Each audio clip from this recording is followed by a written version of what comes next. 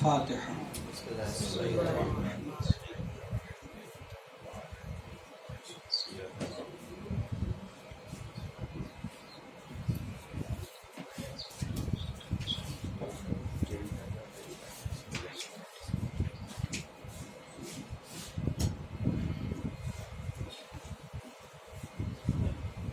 لا حول ولا قوة إلا بالله العلي العظيم.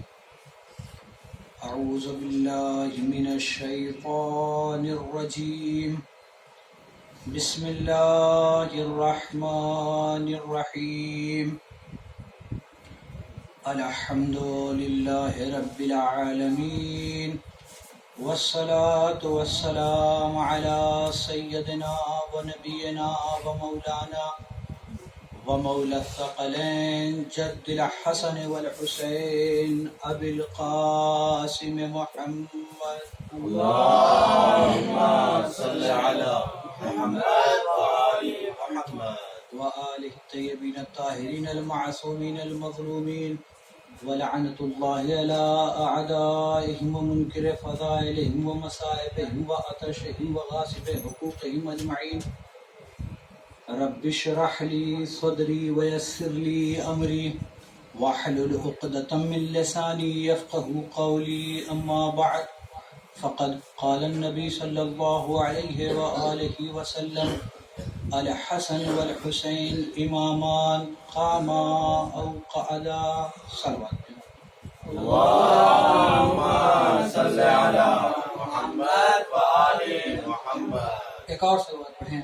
اللهم صل على محمد وآل محمد. عزیزان گرامی، بزرگان محترم، ماتم داران سید الشہداء، وہ خدا جو کہ رحمان بھی ہے، رحیم بھی ہے، جو غفار الذنوب ہے، ستار العیوب ہے، جو صانع عالم بھی ہے، مالک ارض و سما بھی ہے، خالق کون و مکان بھی ہے، وہ خدا جو خالق اتقیاء بھی ہے، خالق انبیاء بھی ہے، خالق اوصیاء بھی ہے، خالق اولیاء بھی ہے، وہ خدا کہ جس کا نہ کوئی مثل ہے، نہ مثال ہے، نہ شبیہ ہے، نہ شباہت ہے، نہ حد ہے، نہ محدود ہے، نہ نفسانی ہے، نہ جسمانی ہے، وہ خدا کہ جس کی وحدانیت کی گواہی چرند بھی دے رہا ہے، پرند بھی دے رہا ہے، وہ خدا کہ جس کی رحمانیت کو جاننا ہو تو ہمیں چاہیے کہ ہم اپنی زندگی کا مطالعہ کریں،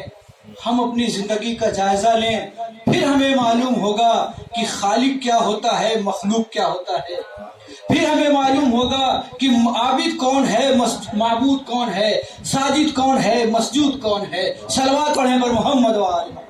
اللهم صل على محمد وآل محمد. ابھی تمیزی گفتگو ہے، چونکہ ابھی مومنین فرش عزا پہ تشریف بھی نہیں لائے، لہٰذا میں بیان کرتا ہوں کہ عزیزان گرامی، ہماری زندگی ایک ایسی زندگی ہے کہ اگر ہمارے بیچ ذرا سا اختلاف ہو جائے تو ہم ایک دوسرے کو دیکھنا پسند نہیں کرتے. حقیقت ہے عزیزان محترم، اگر ہماری زندگی میں ذرا سا کہیں اختلاف ہو جائے، کسی کی بات بری لگ جائے تو ہم اس سے ہمیشہ کے لیے ناراض ہو جاتے ہیں. عزیزو، ہماری زندگی ایک مطلب پر منحصر ہو چکی ہے. اگر کہیں تسجیل ہو رہی ہو تو ہم کوشش یہ کرتے ہیں کہ پہلے خود پہنچے، بعد میں کسی کو خبر دیں. حقیقت ہے کہ نہیں؟ اور اگر کسی کو بتائیں گے بھی تو اسے بتائیں گے کہ جس سے ہمارا مطلب پوشیدہ ہو.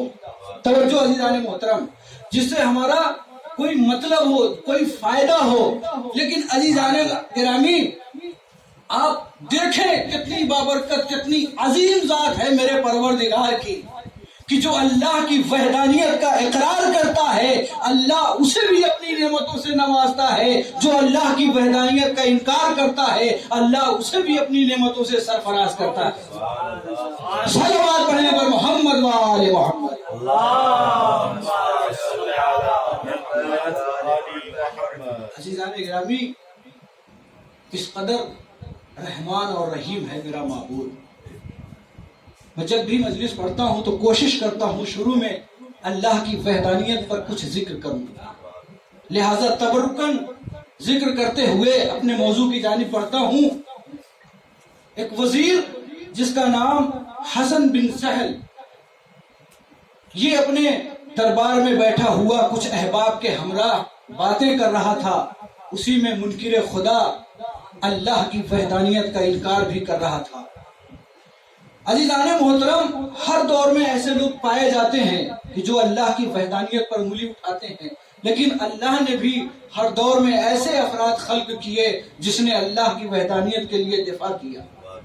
اب جب یہ مجلس میں بیٹھا اپنے احباب کے ہمراہ اللہ کی وحدانیت کا انکار کر رہا تھا، اتنے میں علی ابن میثم داخل ہوئے اور جیسے ہی سنتے ہیں اس کی بات کو کاٹتے ہوئے آواز دیتے ہیں، اے وزیر، میں نے باہر عجیب منظر دیکھا ہے. ایک مرتبہ وزیر کہتا ہے بتاؤ کیا منظر دیکھا ہے؟ ایک مرتبہ آنے والا علی ابن میثم کہتا ہے کہ اے وزیر، میں نے باہر دیکھا کہ ایک دریا ہے، اس پر ایک کشتی ہے، وہ کشتی ساحل پر آتی ہے، اپنے مسافروں کو بٹھاتی ہے اور خود انہیں منزل مقصود تک پہنچاتی ہے، دوبارہ ساحل پر آتی ہے اور انہیں مسافروں کو بٹھاتی ہے اور منزل مقصود تک پہنچاتی ہے. عزیزان گرامی، اتنا سننا تھا کہ تمام کے تمام اس کے افراد گویا ہوئے یہ کیسی احمقانہ باتیں کر رہے ہو؟ کیا کوئی کشتی بغیر ملاح کے چل سکتی ہے؟ ملاح کے بنا کیسے وہ مسافروں کو بٹھاتی ہے؟ کیسے وہ منزل مقصود تک پہنچاتی ہے؟ ایک مرتبہ جناب علی ابن میثم کہتے ہیں میں بھی یہی سمجھانا چاہتا ہوں، جب ایک کشتی بغیر ملاح کے نہیں چل سکتی تو اتنی بڑی کائنات بغیر اللہ کے کیسے چل سکتی ہے؟ صلوات پڑھیں بر محمد و آل محمد. اللہم صلی علی محمد و آل محمد. عزیزان گرامی، نبی نے ارشاد فرمایا الحسن والحسین امامان قاما او قعدا. اس حدیث کے ذیل میں کچھ تبصرہ کروں گا، لیکن اس سے پہلے کچھ اور بیان کرنا چاہتا ہوں کہ یہ کوئی عام شخصیت نہیں ہے جس نے امام کے بارے میں یہ جملہ فرمایا. یہ وہ شخصیت ہے جسے سید الانبیاء کہہ کے پکارا گیا، یہ وہ شخصیت ہے جسے سید المرسلین کہہ کے یاد کیا گیا.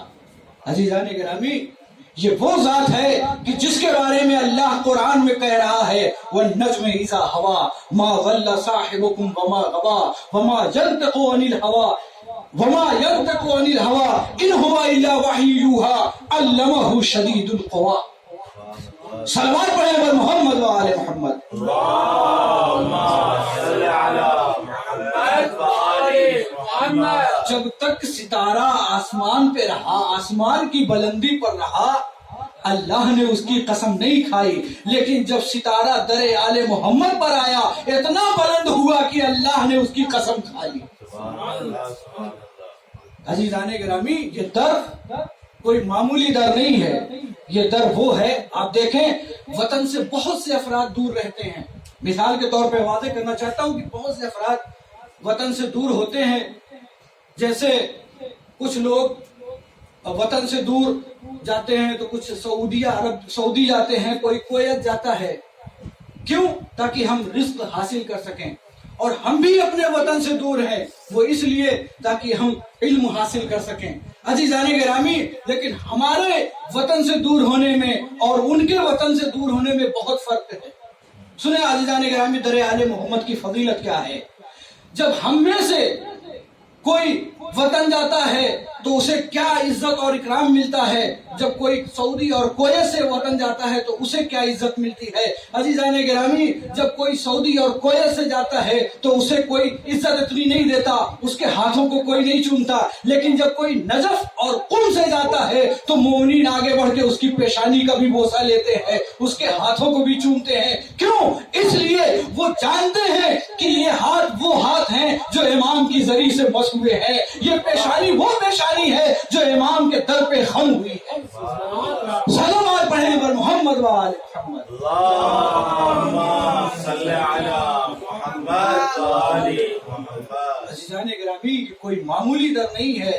ہمیں جو عزت ملی، ہمیں جو یہ عظمت ملی، یہ امام کے در سے ملی، یہ امام کے در کا صدقہ ہے. عزیزان گرامی، آج عوام مومنین ہم کو جو عزت دیتے ہیں انہی کے توسل سے. عزیزو، اس در پہ اگر کوئی یقین کے ساتھ صدق دل کے ساتھ آئے تو امام اسے بہت اجر دیتے ہیں، عظیم مرتبہ دیتے ہیں۔ تاریخ میں ملتا ہے، آپ لوگوں نے زیارت بھی کی ہوگی کرخ میں، جن کا نام معروف کرخی ہے، آپ کے بارے میں ملتا ہے کہ جب بادشاہ امام کے گھر پہ آتا ہے اور چاہتا ہے کہ امام سے کوئی نوشتہ لے جو اس کی نجات کا سامان بنے، تو ایک مرتبہ دق الباب کرتا ہے، جناب معروف باہر آتے ہیں، سنیں در امام کی فضیلت کیا ہے۔ جناب معروف کرخی باہر آتے ہیں، سوال کرتے ہیں، اس نے اپنی حاجت بیان کی۔ معروف کرخی بہت مختصر کرتے ہوئے تفصیل میں نہیں جاؤں گا، جناب معروف کرخی اندر گئے، کچھ لکھ کر لائے اور اس بادشاہ کو دے دیا۔ اس نے لیا اور وہ اپنے سفر کی جانب چلا۔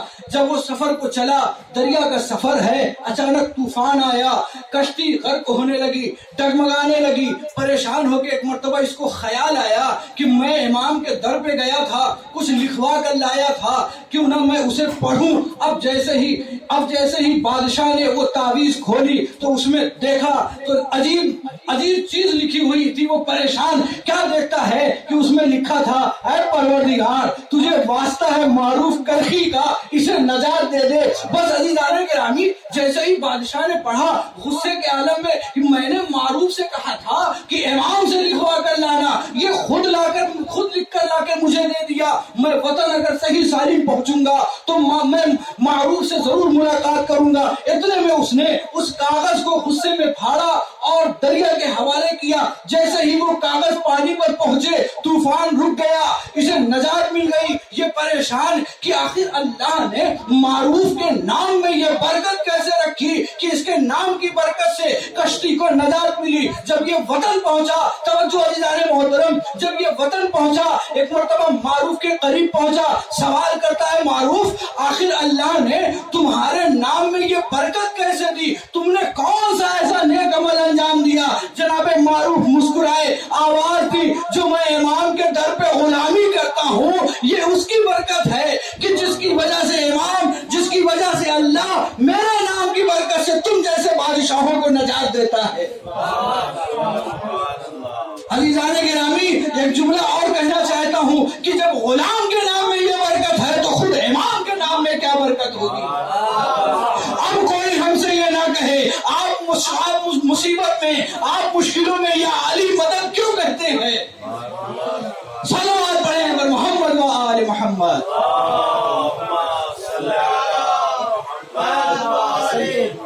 عزیزان گرامی، یہ فضیلت ہے در محمد اور آل محمد کی۔ عزیزو، علماء نفسیات کا کہنا ہے کہ انسان اپنی زندگی میں دو اثر ضرور رکھتا ہے۔ پوری توجہ عزیزان محترم، دو اثر ضرور رکھتا ہے۔ پہلا اثر خون کا رشتہ، اس کا اثر اس کے اندر ضرور پایا جاتا ہے، علماء نفسیات کا کہنا۔ دوسرا اثر ماحول کا اثر۔ سنیں ہمارے امام کی کیا عظمت ہے، کیا فضیلت ہے۔ عزیزان گرامی، اگر پہلے اثر کو لیں جسے خونی رشتہ کہا جاتا ہے، انسان کے اندر ضرور پایا جاتا ہے، تو دیکھیں، جائزہ کریں کائنات کا تو علم ہوگا کہ جن کے آباء و اجداد پہلے منافق تھے، ان کی اولادیں بھی آج منافق ہیں۔ سوال ہی آگے بڑھا، آپ نے یہ جملہ کیسے کہہ دیا؟ آپ اس کی دلیل بھی دیں۔ میں نے کہا جناب دلیل ہے، نحن ابناء الدلیل، بغیر دلیل کے کوئی بات ہی نہیں کرتے۔ میں نے کہا دیکھیں، جب محرم کا چاند نکلے، خصوصاً محرم میں یہ سب زیادہ ہوتا بھی ہے، جب محرم کا چاند نکلے تو آپ کیسے پہچانیں گے کون منافق ہے؟ جب محرم کا چاند نکلے اور پھر آپ دیکھیں کہ جس کی نظر میں قاتل بھی رضی اللہ ہو، مقتول بھی رضی اللہ ہو، سمجھ جانا کہ وہ منافق ہے، اس کے آباء و اجداد بھی منافق تھے۔ صلوات پڑھیں پر محمد و آل محمد۔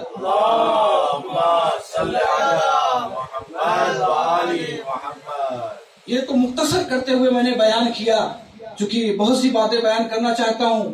دوسری چیز جو علماء نفسیات نے بیان کیا وہ یہ بیان کیا ماحول کا اثر۔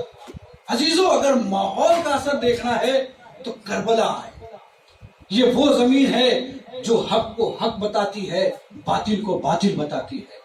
عزیزان محترم، کربلا ہے، پھر معلوم ہوگا کہ جب تک پوری توجہ عزیزان محترم، جب تک حر یزیدی ماحول میں تھا علیہ السلام نہیں تھا، لیکن جو ہی حر حسینی ماحول میں آیا دنیا اسے علیہ السلام کہتی ہے۔ صلوات پڑھیں پر محمد و آل محمد۔ اللهم صل على محمد وآل محمد۔ عزیزان گرامی، لیکن آئیں ذرا دیکھیں، یہ تو ہماری زندگی ہے، ہم غیر معصوم کی حیات ہے، ذرا معصوم کی بھی زندگی دیکھیں۔ ہم یہاں پر جمع ہوئے ہیں امام حسین علیہ السلام کا غم منانے کے لیے۔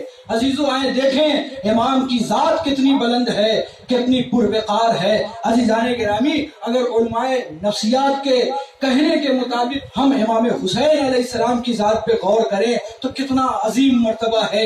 اگر دیکھیں خون کے رشتے کے حساب سے دیکھیں تو امام کے دادا سید البطحا، امام کے بابا سید الاولیاء، امام کے نانا سید الانبیاء، امام کی ماں سیدۃ النساء العالمین، امام کا بھائی سیدہ شباب اہل الجنہ، امام کا بیٹا زین العابدین۔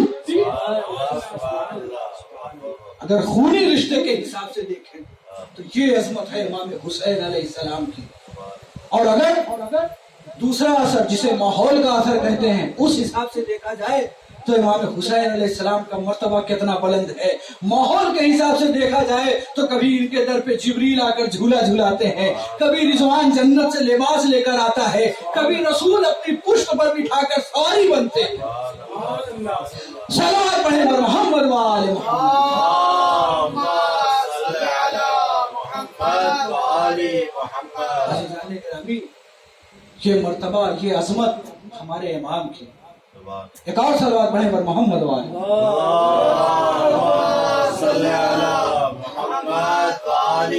کیا فرمایا نبی اکرم نے؟ الحسن والحسین امامان قاما او قعدا۔ جب ہم کربلا کی زیارت کے لیے جاتے ہیں، تفتیش کر کے جب باب الراس کی جانب پہنچتے ہیں تو فلیکس پہ جو سب سے پہلی حدیث لکھی ہے وہ یہی حدیث لکھی ہے، الحسن والحسین امامان قاما او قعدا۔ آخر کیوں نبی نے یہ حدیث ارشاد فرمائی؟ کیا وجہ ہے اور کب یہ حدیث ارشاد فرمائی؟ عزیزان محترم، جب اللہ کا دین کامل ہو گیا، مولا کی ولایت کا اعلان ہو گیا، پھر اللہ نے اپنے اس دین کو کس کے حوالے کیا؟ ہماری قوم کے بچوں سے، نوجوان سے، بوڑھوں سے اگر کوئی دریافت کرے تو ایک ہی جواب ملے گا، اللہ نے اس دین کی حفاظت کے لیے امامت کا انتخاب کیا۔ عزیزان محترم، اس دین کی حفاظت کے لیے اللہ نے امامت کا انتخاب کیا۔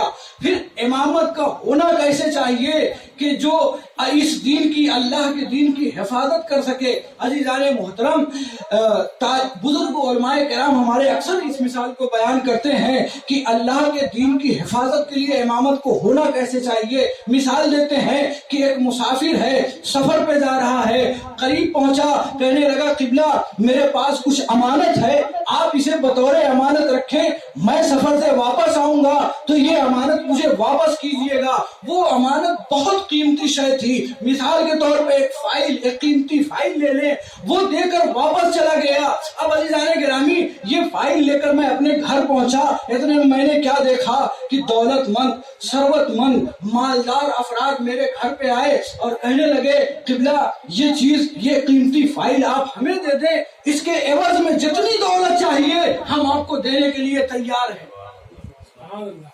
چونکہ اس نے مجھے امین سمجھا تھا، پوری توجہ عزیزان محترم، اس نے مجھے امین سمجھا تھا، لہٰذا مجھے امین بن کے رہنا ہے۔ میں نے کہا نہیں، یہ قیمتی فائل میں تمہیں نہیں دے سکتا۔ وہ واپس ہو گئے۔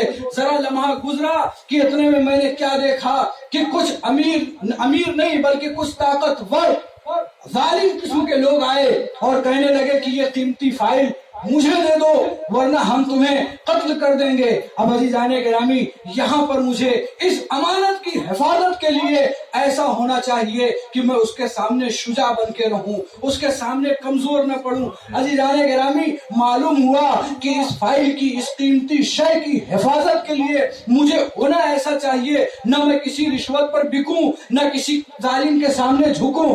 اب جب اللہ نے اپنے قیمتی دین کو امامت کے حوالے کیا ہے، نتیجہ دے رہا ہوں عزیزان محترم، امامت کے حوالے کیا تو امامت کا بھی ایسا ہونا چاہیے، نہ وہ کسی رشوت پر بکے، نہ کسی ظالم کے سامنے سر کو خم کرے۔ اسی لیے نبی کے بڑے نواسے امام حسن علیہ السلام نے حکومت کو ٹھوکر مار کے بتا دیا امامت وہ ہے جو کسی رشوت پر بکتی نہیں۔ نبی کے چھوٹے نواسے امام حسین علیہ السلام نے کربلا میں ظالم سے مقابلہ کر کے بتا دیا امامت وہ ہے جو کسی ظالم کے سامنے خم نہیں ہوتی۔ صلوات پڑھیں بر محمد و آل محمد۔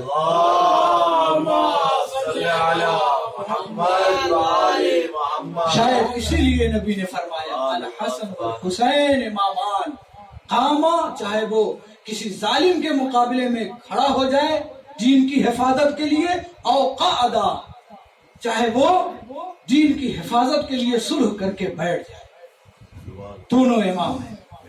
عزیزان گرامی دین نہ ہوتا اگر ذات حسین نہ ہوتی۔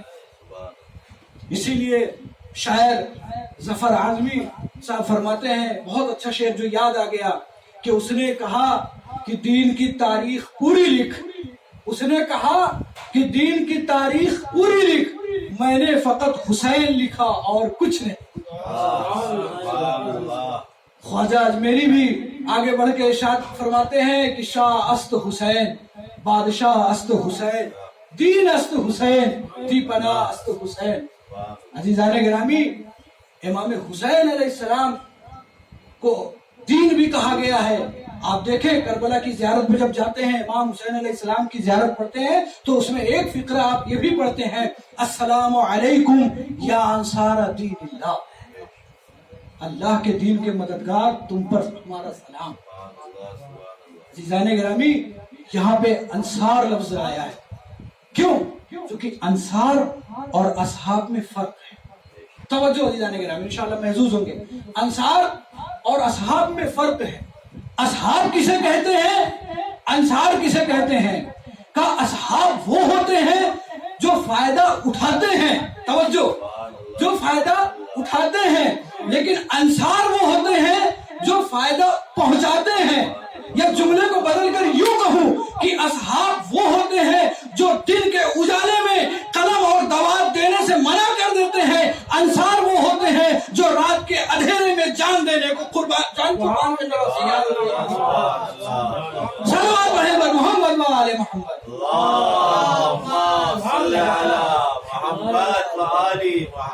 اصحاب وہ ہوتے ہیں جو دن کے اجالے میں بھی قلم اور دوات دینے سے منع کر دیتے ہیں۔ اچھا اس میں اصحاب سے مراد سب نہیں شامل ہیں، آپ حضرات ماشاءاللہ علماء کرام ہیں جو دن کے اجالے میں بھی قلم اور دوات دینے سے منع کر دیتے ہیں، لیکن انصار وہ ہوتے ہیں جو شب عاشور امام پر جان قربان کرنے کو بھی تیار رہتے ہیں۔ عزیزان گرامی ایک اور سوال پڑھے پر محمد اللہم صلی علی محمد و آل بس میں محمد۔ آخری منزل کی جانب آ گیا ہوں۔ عزیزوں یہ دین، اس کے دو ستون ہیں، ان میں سے اگر کوئی ایک ہٹا دین تباہ و برباد ہو جائے گا۔ پہلا ستون جسے ہم عمل کہتے ہیں، دوسرا ستون جسے ہم عقیدہ کہتے ہیں۔ عمل کے لیے ضروری ہے، عمل کو درست کرنے کے لیے ضروری ہے کہ ہم، اچھا ایک بات جملہ معترضہ کے طور پہ کہتا چلوں کہ آج کے دور میں اکثر افراد یہ کہتے ہیں کہ جب دیکھو فضائل پڑھے جا رہے ہیں، فضائل پڑھے جا رہے ہیں، تبلیغ کا زمانہ ہی نہیں رہا۔ میں کہتا ہوں ضرور فضائل بھی پڑھے جائیں، تبلیغ بھی کی جائے، مسائل بھی بیان کیے جائیں، روزہ، نماز، وضو، غسل کا طریقہ بھی بیان کیا جائے، مگر آپ یہ نہ کہیے کہ فضائل چھوڑ کے صرف نماز بیان کی جائے، فضائل چھوڑ کے صرف غسل کا طریقہ بیان کیا کیا جائے۔ عزیزان گرامی سنیں، دین کے دو ستون میں نے بیان کیا، ایک ہے عمل اور ایک ہے عقیدہ۔ عمل اس کو درست کرنے کے لیے، صحیح کرنے کے لیے ہمارے لیے واجب ہے کہ ہم اپنے وقت کے مرجع کی طرف مراجعہ کریں، جس کی ہم تقلید کرتے ہیں اس کی کتاب کی طرف مراجعہ کریں، اس کے مسائل کو دیکھیں، اس نے وضو کے بارے میں کیا بتایا، اس نے غسل کے بارے میں کیا بتایا، اس نے نماز کے بارے میں کیا ذکر کیا۔ جب ہمارے عمل درست ہوں گے، اسی طریقے سے ہمارے عقیدے کو درست کرنے کے لیے فضائل کی جانب جانا ضروری ہے۔ صلوات پڑھیں بر محمد و آل محمد۔ اللہم صلی علی محمد و آل محمد۔ جب تک ہم فضائل نہیں پڑھیں گے، ہمیں فضائل کی معرفت نہیں ہوگی، ہمیں یقین نہیں ہوگا، یقین میں کمی ہوگی، اور جب یقین میں کمی ہوگی تو بغض امام رکھنے والوں میں شمار کر دیے جائیں گے۔ کس قدر امام سے بغض رکھا گیا۔ عزیزان گرامی حالات حاضرہ پہ غور کریں، ایک جملہ یاد آ گیا تو بیان کرتا چلوں کہ اس قدر امام سے بغض کہ بسم اللہ الرحمن الرحیم کو سورہ کا جز نہیں قرار دیتے۔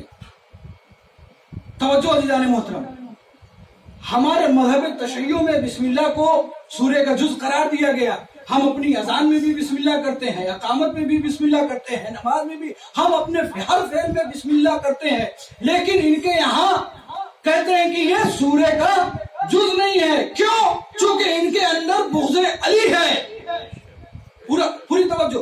اچھا، بیان کرتا چلوں کہ ابن عباس ہیں، ذات امام علی علیہ السلام ہے۔ امام علی علیہ السلام ابن عباس سے کہتے ہیں، ابن عباس کوئی خشک تر ایسا نہیں ہے جو قرآن میں نہ ہو، اور اے ابن عباس جو کچھ قرآن میں ہے وہ سورہ حمد میں ہے، اور اے ابن عباس جو کچھ سورہ حمد میں ہے وہ بسم اللہ الرحمن الرحیم میں ہے، اور جو کچھ بسم اللہ الرحمن الرحیم میں ہے وہ بائے بسم اللہ میں ہے۔ اے ابن عباس انا نقطۃ تحت الماء۔ یہی وجہ ہے جو لوگوں کے دلوں میں علی کے واسطے بغض پیدا ہو گیا، اور بسم اللہ آیت بسم اللہ کو قرآن سے الگ رکھا۔ میں کہتا ہوں اے آج کے بھولے مسلمان، تو آیت قرآن سے بسم اللہ کو الگ کرے تو کوئی حرج نہیں۔ آج اگر کوئی مسلمان شیعہ مسلمان آئے اور آیت پر اعتراض کرے تو تم سپریم کورٹ پہنچ جاتے ہو۔ جس طریقے میں کسی کا طرفدار نہیں ہوں، پورے توجہ جانے کا، میں کسی کا طرفدار نہیں ہوں۔ گنہگار وہ بھی ہے، گنہگار یہ بھی ہے، وہ بھی منکر قرآن ہے، یہ بھی منکر قرآن ہے، وہ بھی عذاب کا مستحق ہے، یہ بھی عذاب کے مستحق ہیں، مگر کاروائی ایک پر ہی کیوں؟ آپ سپریم کورٹ جیسے ان کے لیے گئے، ان کے لیے بھی جائیں، ان پر بھی کاروائی کریں، ان پر بھی جرمانہ لگائیں، کیونکہ آج اس نے یہ نیا ہے، یہ تازہ مسئلہ ہے۔ تم تو 1400 سال سے قرآن کی آیتوں کا انکار کرتے چلے آئے ہو۔ صلوات پڑھیں بر محمد و آل محمد۔ اللہم صلی علی محمد و آل محمد۔ اس قدر مولا کا بغض ان کے دلوں میں پیدا کہ قرآن سے بسم اللہ کو بھی الگ کر دیا۔ عزیزو، ایک اور بات بیان کرتا چلوں کہ جو ہم فضائل میں نے ابھی ذکر کیا کہ عمل کے ساتھ، مسائل کے ساتھ ساتھ فضائل کا بھی ذکر ضروری ہے۔ کیوں ضروری ہے؟ چونکہ یہ ہماری روح کی غذا ہے۔ روح کی غذا نہیں بلکہ اور آگے بڑھوں ہمارے جسم کی بھی غذا ہے، اس سے ہمیں حیات ملتی ہے۔ ایسا ہی یہ جملہ نہیں کہہ رہا ہوں، جناب عمار ہیں، ذات امام علی علیہ السلام، گزر رہے ہیں کہ اتنے میں جناب عمار نے دیکھا کہ مولا علی آسمان کی جانب رخ کر کے کسی سے کلام کر رہے ہیں۔ تھے چاہنے والے رہا نہ گیا، مولا کس سے کلام کر رہے ہیں؟ سامنے کوئی نظر نہیں آ رہا ہے۔ سنیں عزیزان گرامی فضائل امام، سامنے کوئی نظر نہیں آ رہا ہے۔ میرے مولا نے ارشاد فرمایا، اے عمار، ایک پرندہ ہے جو مجھ سے ہم کلام ہے، جو مجھ سے گفتگو کر رہا ہے۔ ایک مرتبہ جناب عمار کہتے ہیں، اے مولا میرا دل چاہتا ہے کہ میں اس پرندے کو دیکھوں۔ مولا نے اشارہ کیا، وہ پرندہ اڑتا ہوا آیا، امام کے دست پہ بیٹھ گیا۔ عزیزوں، جناب سلیمان کے دست پہ، ہاتھ پہ اگر ایک چیوٹی بیٹھ جائے تو وہ فخر کرتی ہے، یہ پرندہ کتنا خوش نصیب ہے جو فخر سلیمان کے ہاتھ پر آ کر بیٹھا۔ یہ جملے کو بدل کے یوں کہوں کہ یہ ید اللہ پر آ کر بیٹھا، کس قدر اس کا مقام وقار ہے۔ اتنے میں آتے ہی اس پرندے نے امام کو سلام کیا، السلام علیک یا امیر المومنین۔ جانور بھی، پرندے بھی امام کی عظمت سے واقف۔ امام نے اس کے سلام کا جواب دیا، پھر ایک مرتبہ اس سے سوال کیا کہ اے پرندے یہ بتا، توجہ عزیزان محترم، یہ بتا تو اس صحرا میں آب و دانہ کا انتظام کہاں سے کرتا ہے؟ سنے جواب کیا ہے، اس پرندے کا جواب کیا ہے عزیزان گرامی۔ میں نے کیوں کہا فضائل امام ہمارے لیے غذا ہے، ہمارے روح کی بھی غذا ہے، ہمارے جسم کی بھی غذا ہے۔ ایک مرتبہ وہ پرندہ کہتا ہے مولا جب مجھے بھوک لگتی ہے تو میں آپ کے فضائل پڑھتا ہوں، اللہ مجھے سیر کرتا ہے۔ اے مولا جب مجھے پیاس لگتی ہے تو آپ کے دشمنوں پہ تبرہ کرتا ہوں، اللہ مجھے سیراب کرتا ہے۔ صلوات پڑھیں بر محمد و آل محمد۔ اللہم صلی علی محمد و آل محمد۔ مولا جب مجھے بھوک کا احساس ہوتا ہے تو میں آپ کے فضائل پڑھتا ہوں، اللہ اکبر۔ جب مجھے پیاس کی شدت محسوس ہوتی ہے تو آپ کے دشمنوں پر تبرہ کرتا ہوں، اللہ مجھے سیراب کرتا ہے۔ عزیزان گرامی، ہم اس زمین پر ہیں جسے نجف کہا جاتا ہے۔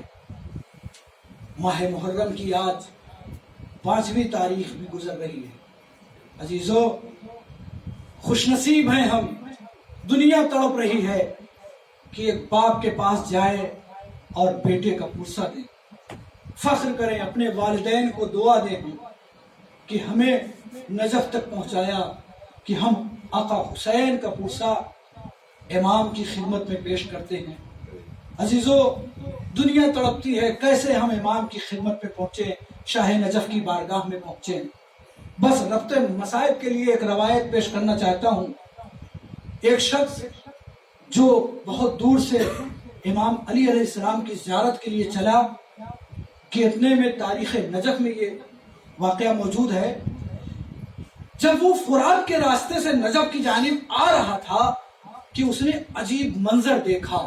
کیا منظر دیکھا؟ کہ ظالموں کا ہجوم ہے، ایک مظلوم ہے جو نرغہ عادہ میں گھرا ہوا ہے۔ عزادارو،